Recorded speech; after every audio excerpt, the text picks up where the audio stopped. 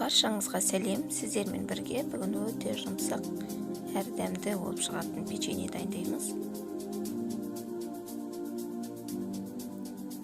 Бізге керекті оның үстіне ванилин қосамыз, бір ас қасық қосқыш қосамыз, електен өткізіп аламыз. Оның үстіне қант қосамыз, жақсылап араластырып аламыз.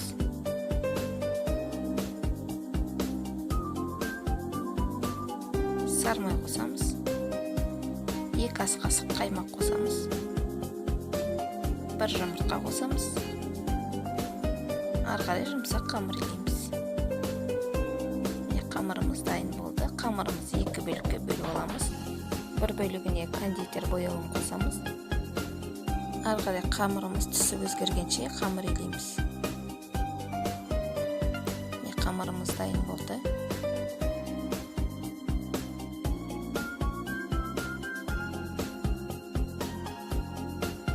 Бетін жауып, тоңазытқышқа жарты сағатқа салып қоямыз.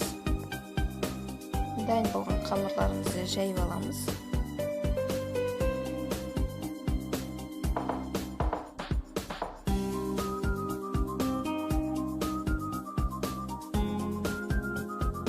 Ары қарай екеуін біріктіріп, видеодағыдай ораймыз.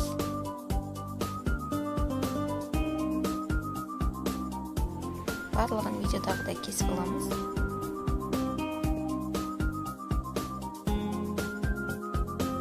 Табамызға салып 180 градуста 25-30 минут пісіріп аламыз. Міне печеньелеріміз дайын болды.